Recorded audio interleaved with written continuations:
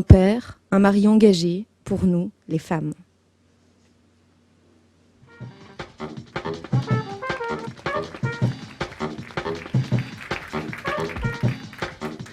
Bonjour, voilà un beau sujet pour moi, car c'est un sujet qui me passionne. Alors, disrupter l'homme pour libérer la femme, quand j'ai commencé à réfléchir à ce sujet, je me suis penché sur le mot disrupter. Et disrupter vient du latin disruptum. Ça veut dire perturber fortement, créer un choc, secouer. Donc, la question dont on va parler là, c'est comment faut-il secouer les hommes, les perturber fortement dans le but de libérer la femme. Et là, je me suis fait deux remarques. La première, c'est que n'est-ce pas la vocation fondamentalement des hommes depuis que l'homme est homme, que de mettre les femmes sous leur dépendance, sous leur tutelle, pour pouvoir, eux, exercer leur leadership. Les femmes ont eu un rôle dans l'histoire important, on le sait, mais c'était des rôles inspirationnels, des rôles de conseil, mais ça n'était pas des rôles de leadership dans la vaste majorité. Et finalement, les hommes, sont plutôt confortables dans ce dispositif-là.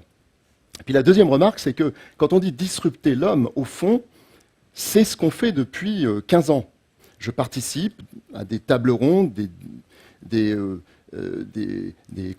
conseils, des réunions où on traite le sujet de la parité et de la mixité, de l'équilibre entre les hommes et les femmes depuis à peu près plusieurs années, et on répète toujours la même chose. Et on essaye de faire finalement toujours la même chose, à savoir essayer de faire prendre conscience aux hommes d'une façon plus ou moins rude. Là, disrupter, c'est quand même assez rude, mais ça peut être plus léger, mais on essaye de faire ça pour qu'ils prennent conscience de l'importance de la parité. Et la réalité, c'est que les résultats ne sont pas très probants.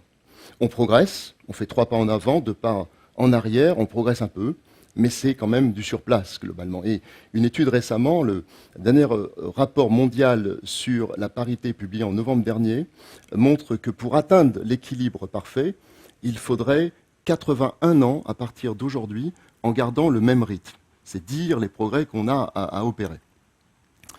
Alors moi, il y a 2 ans, j'ai pris une option en fait différente. C'est pour ça que le sujet m'intéressait posé comme ça, parce que j'ai pris, et l'entreprise que je représente, on a pris exactement le chemin inverse. C'est-à-dire qu'on a inversé la phrase. La phrase est bonne, la question est bonne, mais la question c'est plutôt comment libérer les femmes pour disrupter l'homme, pour rester dans le sujet, ou plutôt pour disrupter la façon dont les hommes perçoivent le problème de la parité.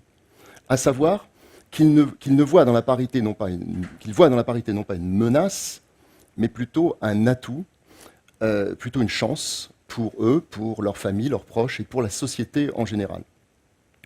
Si on prend cette option-là, l'idée est de partir du coup de libérer les femmes. Alors je me suis demandé, est-ce que les femmes pour être libérées, faut-il encore qu'elles soient prisonnières? Faut-il qu'elles soient en prison? Donc, je vois, en fait, après avoir réfléchi, 2 prisons. Il y en a sans doute d'autres, mais ces 2-là sont pour moi assez évidentes. La première prison, ce sont une partie des hommes qui la créent. Pas tous les hommes, heureusement, mais certains hommes. Et en particulier ceux qui sont dans la génération des X et la génération des baby-boomers, et qui ont la possibilité, on parlait de responsabilité des hommes, de prendre des décisions et qui ne les prennent pas. Alors, ils prennent la posture, car aujourd'hui, il n'y a pas d'homme qui vient dans une réunion, un symposium, un meeting qui traite du sujet de la mixité pour dire « je suis contre la mixité ». Vous n'avez jamais entendu dire ça.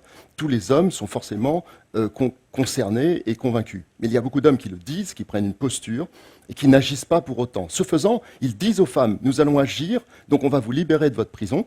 Et en fait, ils ne le font pas. Donc ils la laissent dans la prison, ce qui est encore plus cruel. Ça, c'est la première prison, qui est créée par des hommes. La deuxième prison, ce sont les femmes qui se la créent elles-mêmes. Car nous savons, on le mesure tous les jours chez HP aussi, quand un job est en jeu et qu'une femme et un homme postulent pour le même job, eh bien, les femmes ne sont jamais prêtes. Les hommes sont toujours prêts à prendre tous les défis. Régulièrement, ils me disent « Gérald, ne cherche pas plus loin, je suis ton homme ». Et les femmes, elles acceptent très difficilement, il faut vraiment les convaincre, parce qu'elles pensent toujours qu'elles ont une étape supplémentaire à faire avant d'être prêtes. Elles veulent la perfection. Alors elles se mettent elles-mêmes dans une prison. Donc on a 2 prisons, une qui vient d'une partie des hommes et une qui vient des femmes elles-mêmes. Comment libérer les femmes, puisque ça fait 15 ans qu'on essaye et on progresse très peu. Et l'idée m'est venue avec le comité de direction d'HP France, de dire c'est la diffusion. Et là, ça c'est mon goût personnel, je suis passionné d'histoire et de la Grèce antique en particulier, j'ai un faible pour Alexandre le Grand, même s'il n'a pas tout fait bien, mais globalement c'était un leader moderne. Et Alexandre le Grand a compris que pour passer ses idées, il fallait promouvoir la culture. C'est-à-dire diffuser la culture hellénistique, qui, au passage, est celle qui, encore aujourd'hui, nous gouverne, et c'est ce qui a structuré notre pensée, y compris la pensée actuelle. Et je me suis dit, c'est la même chose pour les femmes. Ce qui fait que les femmes, au fond, n'arrivent pas encore à passer leurs idées, leur leadership, c'est le manque, elles ne sont pas assez nombreuses aux postes clés. Donc, il faut diffuser pour que les idées féminines et le leadership féminin soient adoptés, il faut qu'ils soient diffusés. Comment diffuser ? Bien, pour diffuser, il faut de l'action. J'ai compris plus récemment qu'en fait, on parle beaucoup, c'est bien, mais il faut agir. À un moment donné, il faut des actions. Alors, il y a une bonne nouvelle dans ça. C'est qu'au milieu des années 2000, le moteur de la croissance mondiale est devenu l'innovation. D'ailleurs, on a eu de très bons exemples pendant cette conférence avec tous les chercheurs, tous les créateurs, les start-upers que vous avez vus. L'innovation, alors qu'avant, les moteurs de la croissance économique, c'était l'industrie. Il fallait reconstruire l'industrie après la guerre, puis les marchés financiers. Ça, c'est très, très masculin. Les ingénieurs et les financiers sont très masculins, c'est des environnements très masculins. L'innovation, c'est la créativité. Et la créativité est un domaine dans lequel les femmes vont se retrouver beaucoup plus facilement.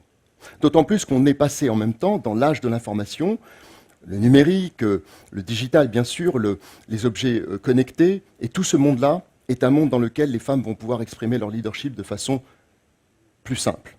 Et elles vont trouver leur espace. Donc en fait, la disruption dont on parle depuis tout de suite va se faire plus naturellement. Et les femmes vont trouver assez naturellement un espace. Ça, c'est la bonne nouvelle.